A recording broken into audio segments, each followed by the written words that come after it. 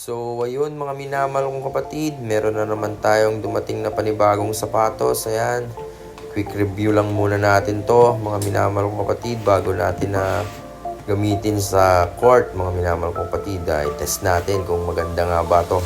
Leaning na Wade 802 Ultra. Ayan mga minamahal kong kapatid, yan pala yung sapatos natin ngayon. Ayan, black, pink, orange yung colorway niya. At sa tawag sa sapatos na to ay Sunrise. Ayan mga minamahal kong kapatid, may signature pa ni Dwayne Wade sa gilid yan. Ayan. So ayun mga minamahal kong kapatid, low cut lang to pero parang mid cut kasi meron sang sock. Ano yan sa tawag dyan, di ko alam kung ano yan. Parang nakamedyas ka na pag sinuot mo yan mga minamahal kong kapatid. Ayan yung bandang likuran niya, harapan, side, ganda mga minamahal kong kapatid. Pwede itong pang forma, pwede ding pang basketball, pwedeng pang volleyball. All around na sapatos na to mga minamahal kong kapatid. At na-try ko na yung 808, yung 8082 ba yun? Na-try ko na yun mga minamahal kong kapatid at sobrang kapit. At i-try nga natin tong upgraded na Leaning Way of Wade 2 na Ultra. Ayan mga minamahal kong kapatid, yan pag sinuot na sa paa. Pogi mga minamahal kong kapatid, oh. Tapos may medyas ka na, parang parang naka-double socks ka na yan. So ayan mga minamahal kong kapatid, try natin na suot at gamitin natin sa court mamaya mga minamahal kong kapatid.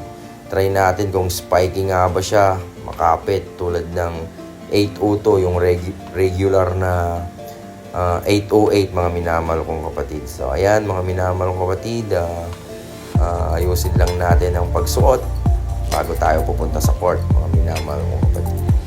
So paalala lang mga minamahal kong kapatid, bago mag-basketball o maglaro ng basketball, kailangan din na mag-stretching para iwas injury kahit papano mga minamahal kong kapatid. Dahil mahirap pagka-injury. Kung napapansin nyo dyan mga minamahal kong kapatid, supporter na ako dyan kasi 2021 nagka-ACL po ako at 2 years din ako hindi nakapaglaro. So ayun mga minamahal kong kapatid, outfit check muna tayo bago tayo maglaro ng basketball, bago natin isampa sa court to mga minamahal kong kapatid. So ayan, bandang side, tapos spike test din natin. Ayan, side by side check, spike check. Ayan, spiky siya mga minamahal kong kapatid. So, try nga natin sa court kung spiky nga ba talaga. Okay, sama yun. Like, video lang. Yeah? Video.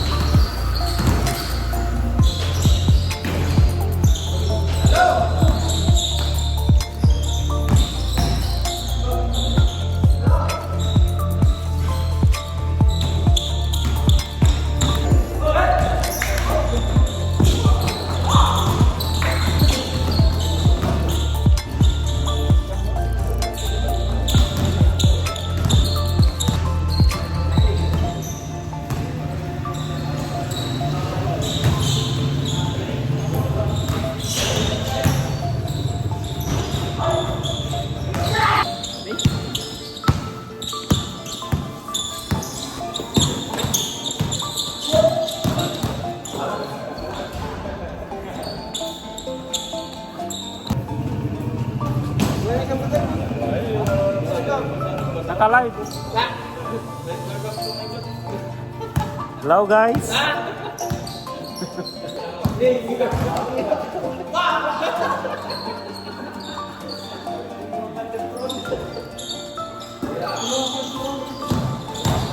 So ayun mga minamahal kong kapatid, ang masasabi ko sa sapatos na to is sobrang komportable niya gamitin at wala man lang akong naramdaman na sakit sa paa ko pagkatapos ng game. At sa ankle support niya is kahit low cut lang siya, hindi kanya talaga pababayaan sa court. At sa spike test naman sa sobrang kapit, masusubsob ka talaga sa court, mga minamalong kapatid. At kahit na may ACL ako nakapaglaro ako ng maayos. So ayun mga minamalong kapatid, hanggang sa muli.